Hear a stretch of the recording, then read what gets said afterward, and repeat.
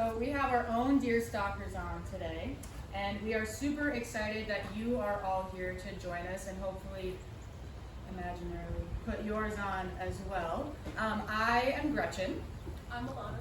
And we are both wildlife and environmental education students here at the University of Wisconsin-Stevens Point. And again, we're super excited for you all to be here, and we hope you're ready to learn more about one of the most abundant species here in the reserve, which is white-tailed deer. For those of you that are familiar, there are quite a few in the area, and we're hoping, knock on wood, that we'll see at least one while we're walking around. I didn't think you'll see a whole herd because I see like a few, kind of a small group of deer, and let's walk right through the area. Yeah, they're all over the place, so hopefully we will see more than one. I've seen them 3 times. Yeah? Well, we're going to learn, even if we don't see one, we're still going to learn about deer. We're going to learn about signs of deer, so how we can tell that deer have been in the area. We're going to learn how to identify those and how to follow them to maybe find a whole deer by ourselves. Are you ready for that? I've never found deer.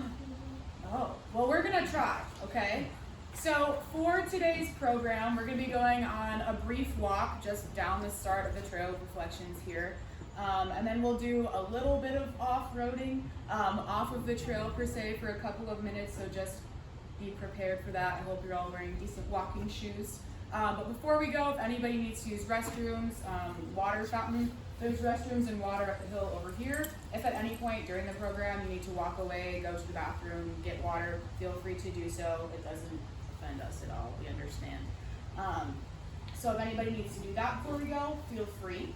To help us keep track of all the signs that we're learning about, we have made everybody their own individual detective checklists. So everybody's going to get one of these clipboards. If you want to stop and grab one as we start moving, feel free. If you don't want one on your own, you can share one as a family or a group. That's perfectly fine. But we have plenty for everybody to use one on their own. And then as we're walking around, you can either check off as you see each one, or if you find more than one, like a little tally, you can write notes in the margin. Whatever you want. Whatever you want. So to start off, we planted some evidence along the trail to help you hone your detective skills before we actually get you out into the field. So if everybody's ready, you guys can stand on up, grab some clipboards, and follow us.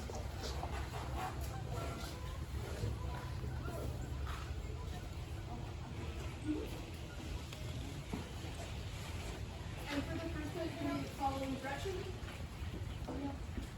You can still ask me questions if you want.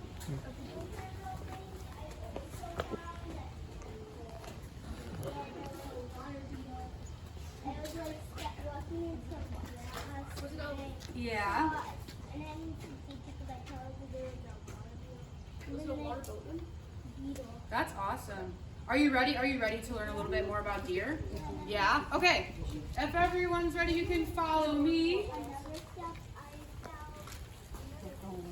found. Where we are stopping on the trails, and just as a note, if there are people walking or running or biking by, we're all just going to try to stand on one side so that we're not in the way. So for right now, we're going to stand over here, but if we do happen to stop on a trail, I'll just ask that everybody stands on the opposite side of wherever Milana and I are standing.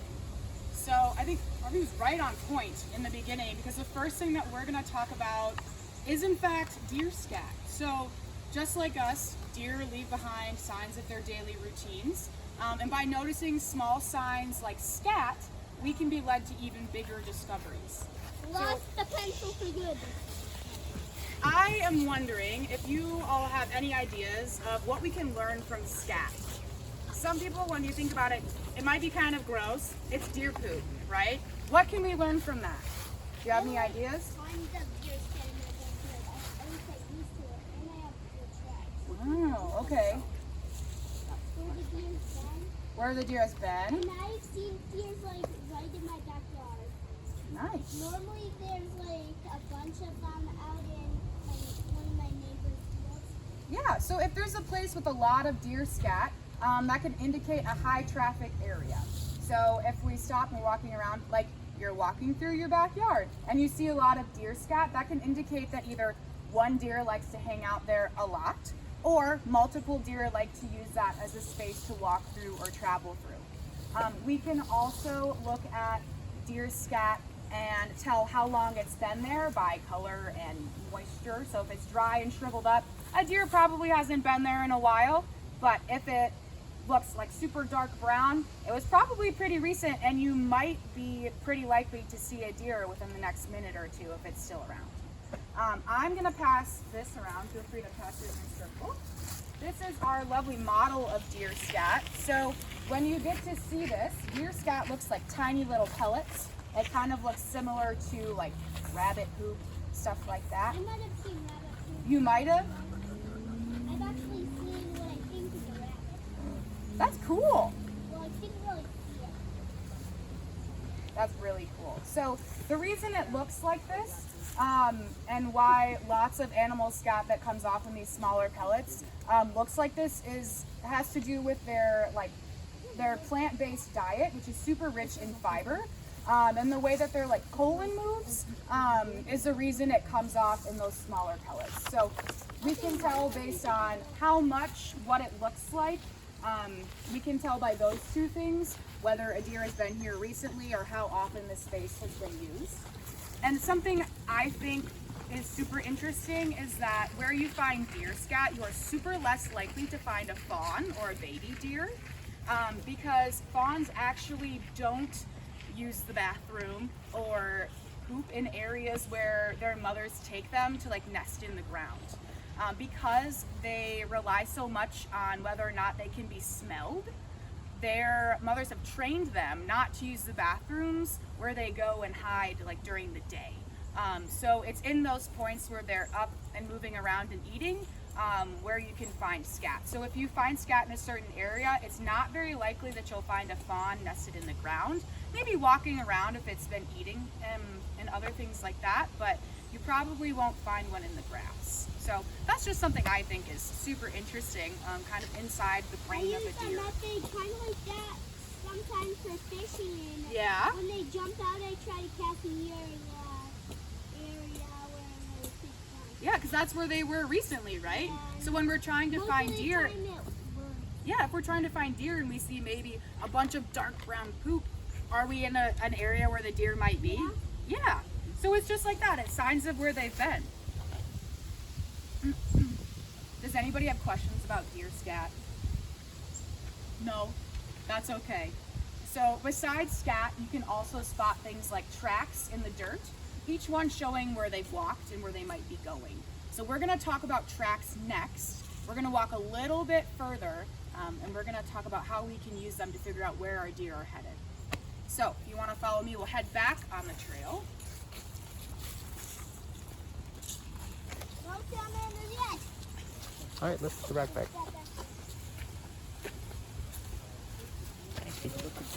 On the way here, we got pointed out in super genius observation by one of our fellow detectives that those plants over there look like a really good spot for a doe to hide her fawn. And we were talking about why, because all of those plants are super tall, and does like to hide their fawns in really tall grasses so that they can be kind of camouflaged in there. And fawns have those special white spots on their backs. Do you know why? Yeah, look like sunlight. Yeah, to look like sunlight. So Harvey was right. That's a great spot. Tapir that has white spots on it too. So a great observation. As a reminder, as we're walking between spots, feel free to keep your checklists up. And if you see anything cool like that, you can write it down on your clipboards. Or if you see any signs that we've talked about so far, you can check those off too. So now that we've stopped, we are going to talk about deer tracks. So the first thing we're going to talk about is what do they look like? So deer tracks have a super familiar shape. Deer tracks are heart-shaped. So if you see this, they kind of look like a heart, where the larger curves, which would be the top of the heart, are the back of the foot, and the point would be the front. You have a picture of that on your sheets as well. Yeah. So they're made of 2 toes and things called dew claws, which can also make an impression in tracks. And dew claws are these super small appendages, which are kind of like the toes. They're not actual toes. They're kind of like extra little toenails that sit behind the larger heart-shaped toes and make little indents in the tracks. So this photo is just circling what dew claws are. They're just an extra little appendage on the back of the foot. And these are super helpful in helping us figure out what direction a deer is traveling. Because if we can tell by the large back base, we can also tell by where the dew claws sit in the track. So this is what it looks like when the track is actually made in the ground. You can see the little indents back here behind the toes. So when tracks are made, when you find these in the back, say if my track was pointing this way and my dew claws were in the back, that means it was walking towards me, away from you. But if they were flipped around, deer was traveling towards you all. So I think that's pretty interesting. We can use those to figure out which way our deer are traveling. And if we want to get a closer look at them, if we're trying to track them, we can be sneaky and follow them by which way their footprints are heading. It's kind of like how detectives that can try to find people find which way their footprints are heading as well. So my next thing is talking about where we can find them. Have we all seen deer tracks before? Yes? Yeah, I've seen deer. Yes? Where have we seen them? In your backyard? Where else? Sir, I know you have definitely seen deer tracks before. Where else have we seen them? Trails. Okay, if they're in your backyard, were they in dirt or rocks? They were in sand. In sand? Hi, folks. Yeah, they were like sandbox. They were in your sandbox? Were they playing in your sandbox? I don't know. You don't know? There, nobody else on small grasses there. Yeah, maybe they were. So deer tracks are most recognizable in softer areas, so places like sand or mud.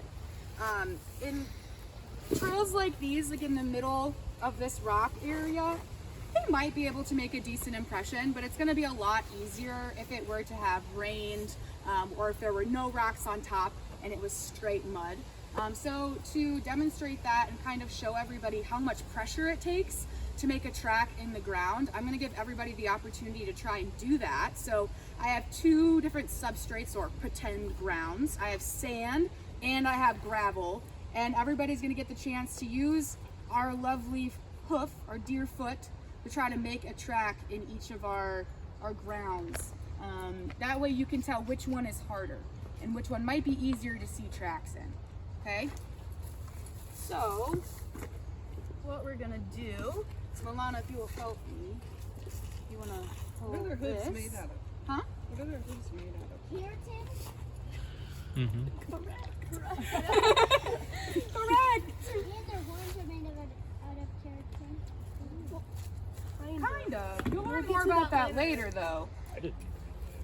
So that they file down? So they are, much like horse hooves or cows or anything that has a hoof like that. So what we're going to do is I'm going to walk around with both of these containers. I would put them on the ground, but I don't want everybody to have to bend over and get back up again.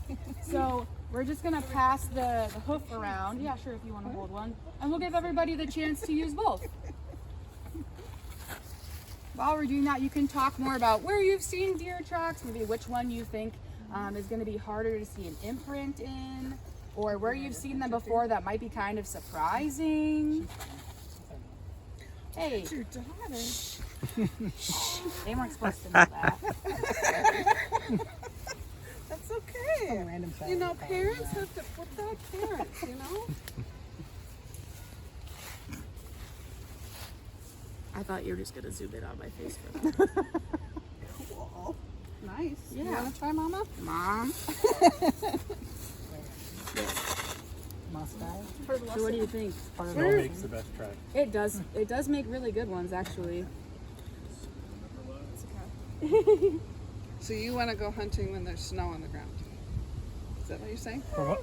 For tracks, probably, but maybe for comfort, I don't know. All right, you guys want to try? Sure. There you go. You can kind of, yeah. It might take some wiggling too. A little bit. Mm-hmm.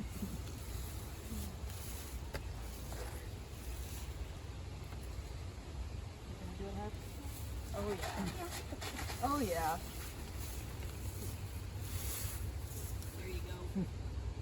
Nice. Nice job. All right. You get that back. Thank you. Would you like to try? The front is the They would pointy actually part. go They like, would go, yep, like that when they step. yep. We have goats. So that's actually pretty cool. Mm-hmm. They would poke prints. Huh? Mm-hmm. Yeah. Good. All right, Right so here, it has something about pawns over here. so everybody's tried it. What do we think? Which one was easier? The sand. The sand. Does everybody agree on the sand? Any differing opinions? No? Does anybody have ideas on what might be better other than sand and gravel? Did we hear someone Come on, say sir. I heard you say it earlier. Snow. Yeah. Snow, maybe mud. Yep.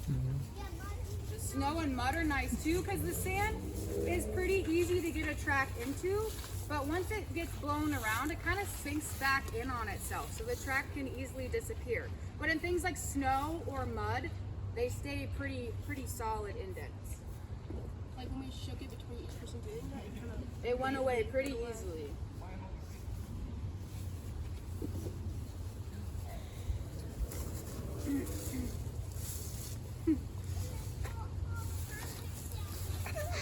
So, talking about finding deer tracks on the ground.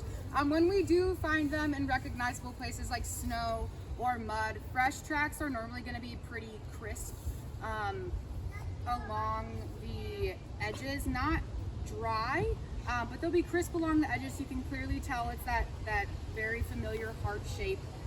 And there's going to be loose dirt or other substrate or ground around it, while older tracks are going to be a little bit more sloppy. Maybe they're not as distinct.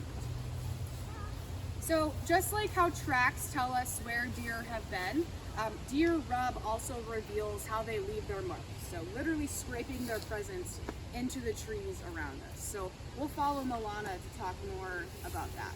I think everybody is gonna start heading down this way. Everybody come back from looking for sound numbers. Did you find any? A worm! Awesome!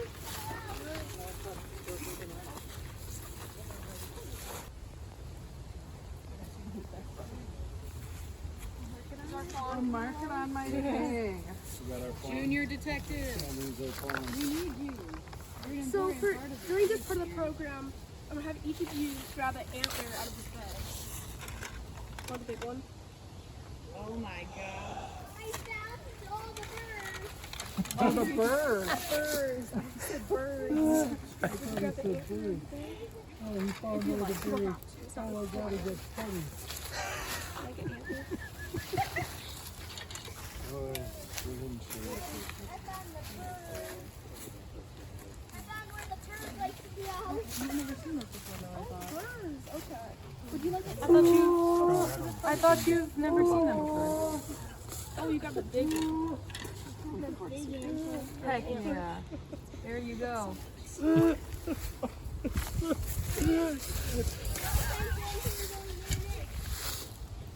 All right.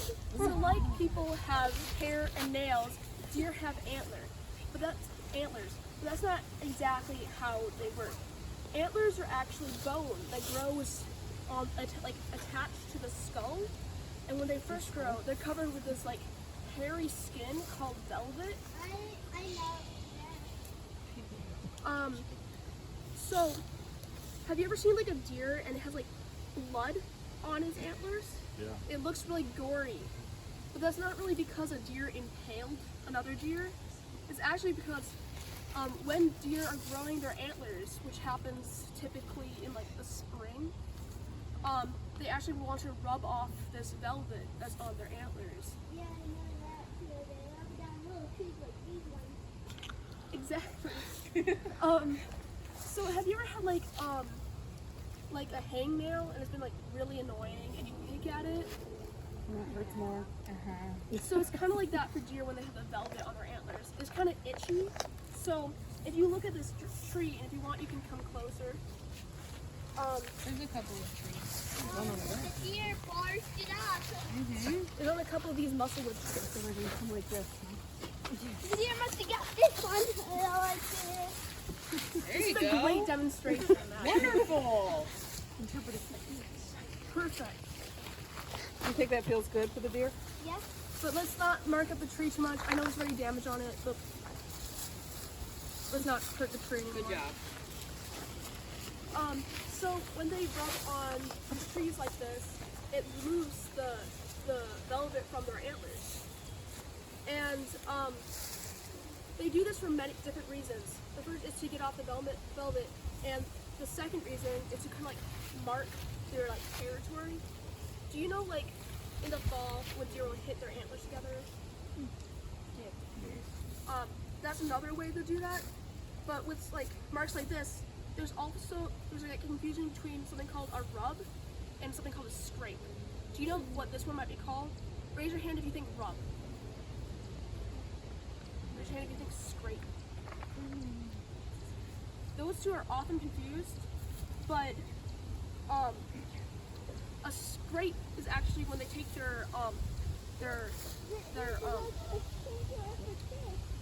they take their foot and they rub it on the ground. There's scent glands in their hoof that helps mark their area, but a rub is on a tree like this, on the bark.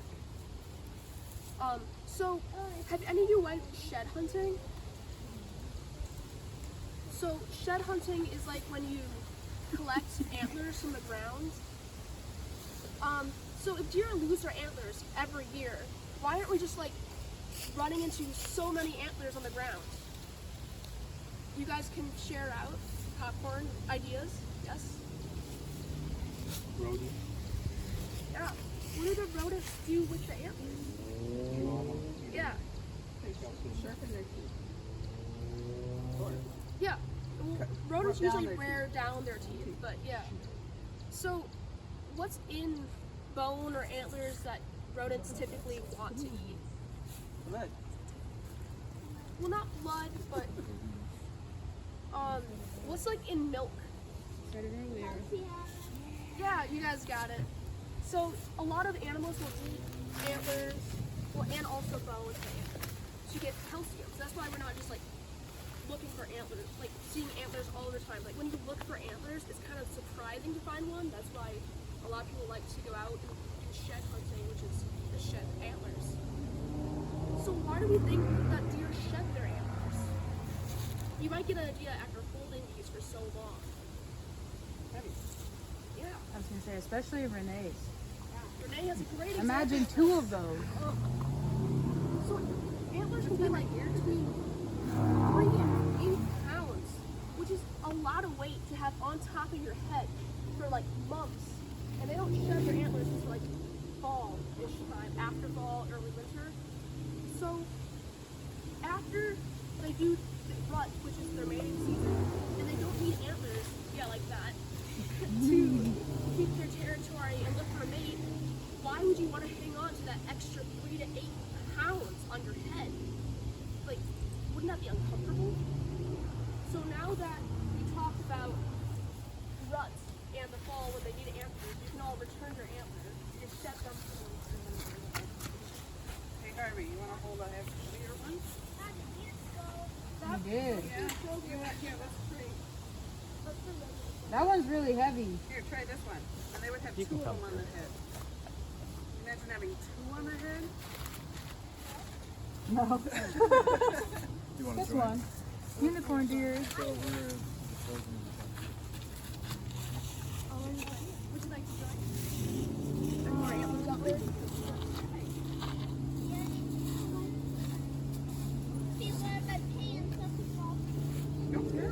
There's just a little bit left, so it won't take too much of your time up. Oh no, it's fine. I just have to be somewhere at like 5:30. Oh. I do my bag, but Okay. it's for the program. I'd rather hike So it now like that we a little learned- longer than a program. What? Hike it a little longer than a program. You're free to do that, yeah. You gotta ask your phone The part that has no stem. So now that we've learned a little bit of how deer affect the plants and their environment through rubbing on trees like this, we're gonna head back down the trail that way and learn about how deer affect their environment through plants that they eat. So we're gonna head back this way.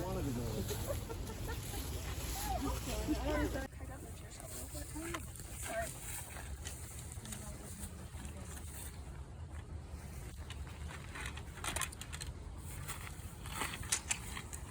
Alright, so deer were called selective eaters.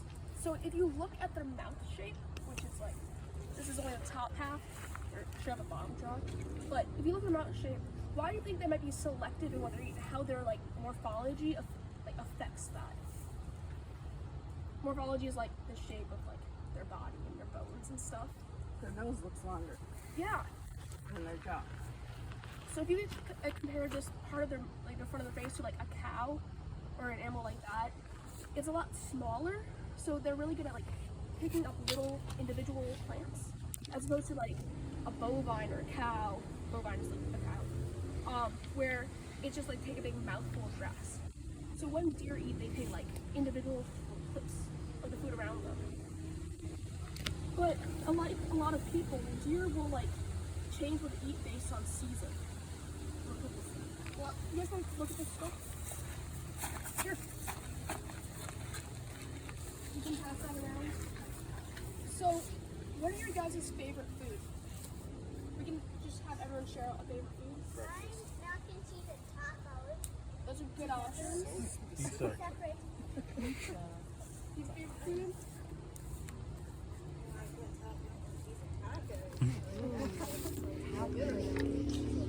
Pizza? Ice cream. I also love Falafel. peaches too. Okay. Gretchen, I'm throwing you under the bus. What's your favorite food? Tacos and mac and cheese was mentioned. I love a taco mac. If anybody's ever had that, It it's is actually, delicious.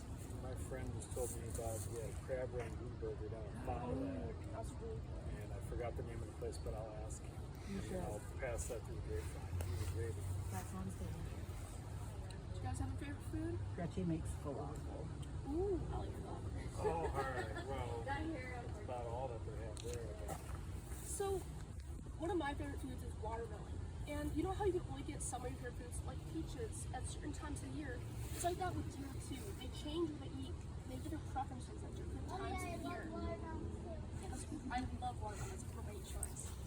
So, like, in different times of year, you might need certain things, and certain foods might be like good to have. Like in the summer, you might want like coming with more water in it. It's the same with deer.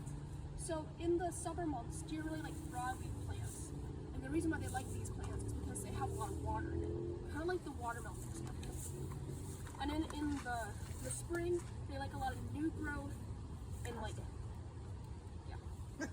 and like they like a lot of new growth and more sprouts and like different kinds of like leaves and stuff. A lot of the same stuff as summer with the broadleaf plants.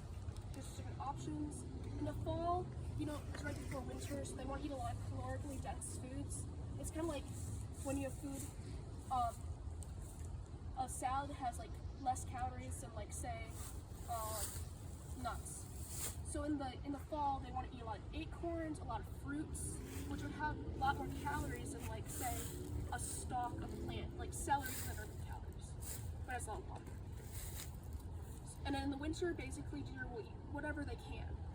So like they'll eat bark, they'll eat like maybe some acorns that got left under the snow, they'll eat like little bits of plants that they can find, basically anything. And deer can reach from the ground all the way up to 6 feet tall, that's like on my hind legs. So like I'm 5'4". That's like a solid like 8 inches taller than I am. It's like way up here, that's like 6 feet. Yeah. So about Pierce height. Pierce height. Thank you for being my human ruler. So there's no way like some of us who are shorter could reach that. So like a deer, they're pretty big, but like, they're stretching all the way up as high as they can, which would be helpful because when the food is like gone to the ground, they try to get the higher up stuff. So sometimes in the winter, you can see that everything is like nipped off up to a certain level, which is where the deer stop your reach. So a great example of this is what we call deer brows. So if you direct your attention to the plant behind us, that's a great example of deer brows. So when you look at, Gretchen, you get my pointer? Thank you. When you look at there, you can see at certain points they've snipped off certain parts of the plant. That's what deer brows is. You can go forward and like look at that closer if you like. You can look. There's little bits taken off the end. If you want to take a look. What do they eat in the winter?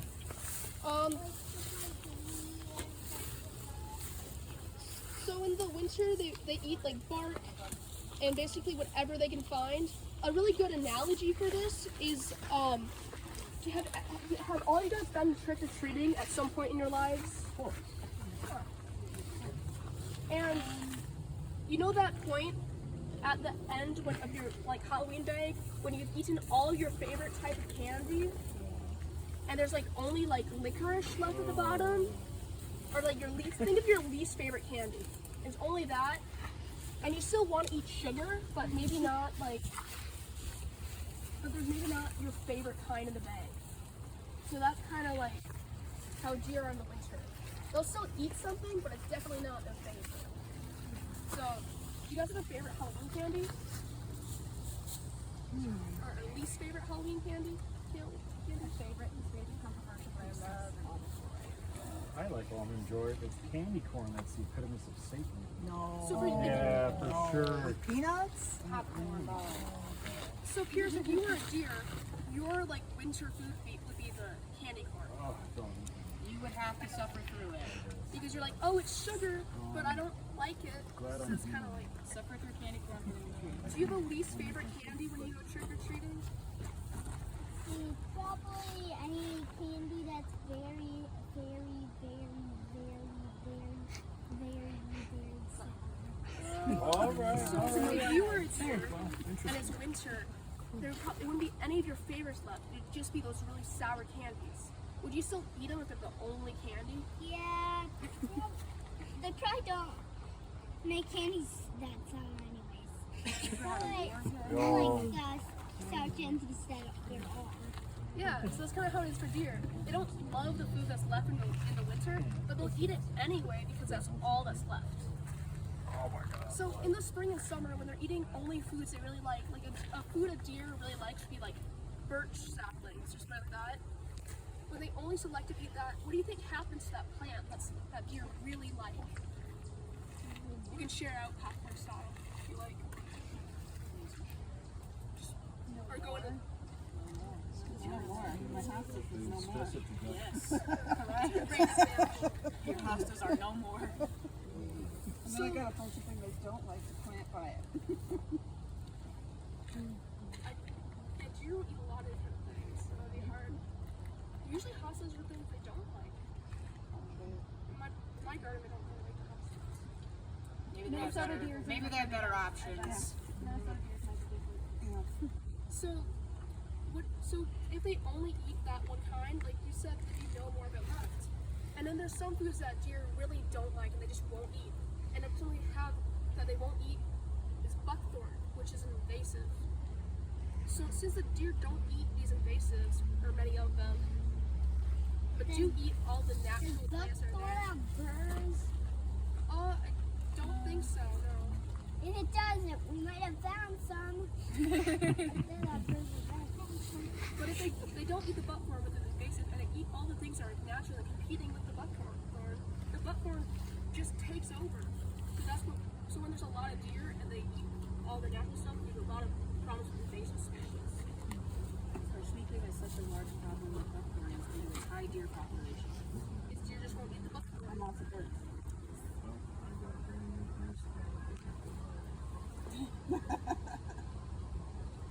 And also it's a reserve, so people don't deer hunt. So we just have a lot of deer and not really any. No wonder I've never, ever, ever have run after deer. I've seen them like from there. That's how far I've seen them. They're really close to you. Yeah.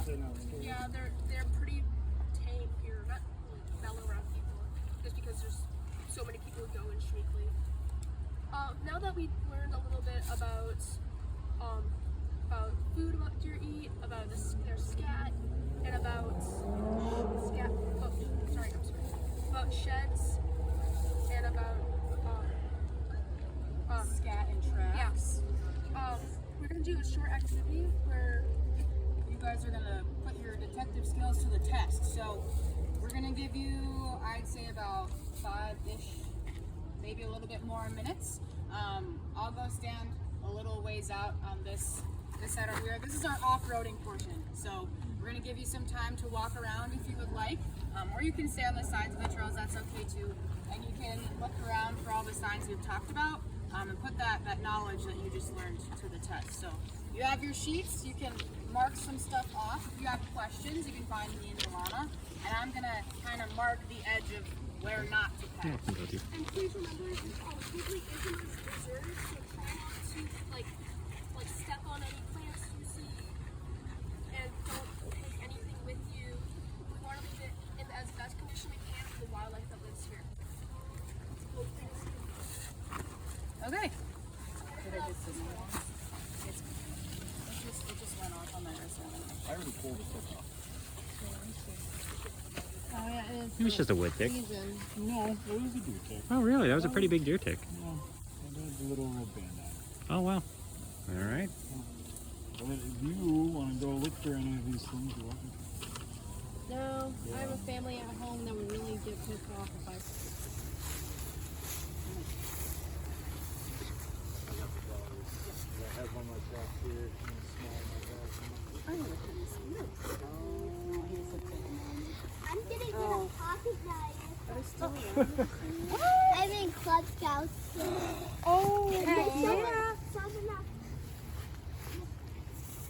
Popcorn, I a want to pocket know knife, and a fire starter. from whom he gets this abundance of personality. Not me. Not you? That's when they go like this. So what rank are you working on right now? So we're gonna head back. Okay, Mr. Cubmaster, we could finish this conversation. Oh, God, this is a good one. That was a All right, they got some more to share with us.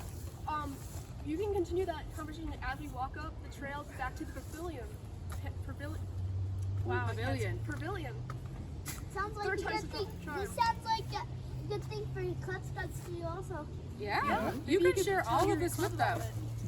it. You can keep the sheet and you could talk about this to your club if you want.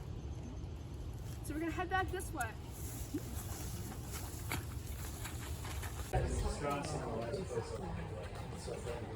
Now that everybody is back, yes. we hope you all learned a lot. Before we let you go, is there anything super cool that anybody saw while we were walking around today, or any other questions that you might want to ask? One thing super cool is there's a lot of deer that have been around there probably. Yeah. I saw a lot of snip branches and things. Mm-hmm. Do you remember what that's called? Flowers. Yeah. There you go. How long does a fawn stay with the mother? Well, a pretty long time. Assessing. Yes, Pierce. It's about a year, right? That the fawn stays with the mother. About through the winter then? Yeah. Yep. I wrote that on the sign while you were all over Yeah. the ticks. Not quite. Not quite a year, but pretty close. Yeah. There's like Oh, two so fawns you mentioned that come to our ticks. I'm gonna backyard. do a quick safety thing. When you get home, ticks like a lot of moist areas, so check your Like brown spots. like back of the knees, elbows, behind your ears, armpits. Check your ticks. If you get them off within 24 hours, you should be good. But You'll be okay. you'll be okay. But do check for ticks. Don't want to get Lyme disease. We found a bunch of ticks on ourselves. I guess the ticks like me and don't even like me because I. Yeah. The ticks they like lots of people. I think they like anybody that's nice and warm. Gives them a place to hang out. They really like little. But they only So- get mom and dad. So now that we're done, we've talked about our signs and we've gone through and you guys have done your own investigation work. We just wanted to thank you for joining us and learning how to hone your detective skills. We had a really good time getting you guys to learn a little bit about white-tailed deer signs and how to investigate them and what we can use them for and how we can use them to track where deer have been and where they're going. I have one more question. Yeah. How long does a deer typically live? Like if there's like. That depends. Well, I know it depends on if they get There's. hunted or natural Do you things, but remember the typically. oldest one that's here? Because I know there's a fairly old buck that lives in the reserve. Yeah, about He's got Yeah. a gnarly set of antlers. yeah, generally about like 5 to 8 years would be average. They can get upwards of like 15. Wow. And do their antlers grow faster the older they are? Like, because they shed them, or like, can you tell by looking That's at it. their? Good. Well, deer, they typically grow like half an inch, a fourth of an inch to half an inch per day when they're growing their antlers, which is crazy fast. If you think like how tall someone can grow, how tall someone can grow when they're like maybe his age or growing. You don't grow like half an inch per day, do you? It'd be crazy. You would be so Really tall. So when deer regrow the antlers, they can grow like a fourth of an inch a day, which is like a crazy amount. And I think you had mentioned before when we were talking, not today, but talking about our program that they grow larger. So after the first time they shed, they grow larger the next time. Is that true? Yeah, so like usually younger deer will have less points on their antlers. So a point is usually the spike on their antler. So like a 2-pointer will have like 2 points, and so far and so forth. And each year their antlers will typically get bigger, but that does depend on other factors like nutrition. Because you know it's like a body part and it needs nutrition to grow. That sign has the mark of one of my favorite lists for fish. They have a really good list on the fish. So the next time you guys are out and about, or maybe you want to come back to Schmeeckle, hopefully you can use everything you've learned today, maybe when you go home, to look around and see if you can find other signs of deer and see maybe if they've been in your area a lot or where they're traveling to from maybe your backyard. And if you want to learn more about detectives in Schmeeckle, I think next Friday, which is the 24th, there's a candlelight hike in Schmeeckle, and you'll get to learn all about the detectives and spies in Schmeeckle. I don't think there's not deer in the program, but if you want to learn about other animals in Schmeeckle, You can come see us I'm and not gonna Pierce spoil. and Renee. There is a deer mouse. I'm not going to spoil the So you can come learn about other detectives and spies in Schmeeckle next Friday. So you can take camouflage. Come and check it out. If there's no- camouflage tree frogs on the side of my house. Oh, we're not going to spoil, like if you like to play. I think you will. If there's no other questions, you are all free to leave your clipboards on the tables. If you want to take your sheets with you, feel free. Otherwise, we can recycle them. Or if you want to do the good deed of recycling yourself, there is a recycling bin in the back of the pavilion here. We'll sit around for a couple more minutes for questions and stuff if you don't want to ask them in front of the group. Otherwise, you guys are free to go and enjoy the rest of your evening. Stay here a little.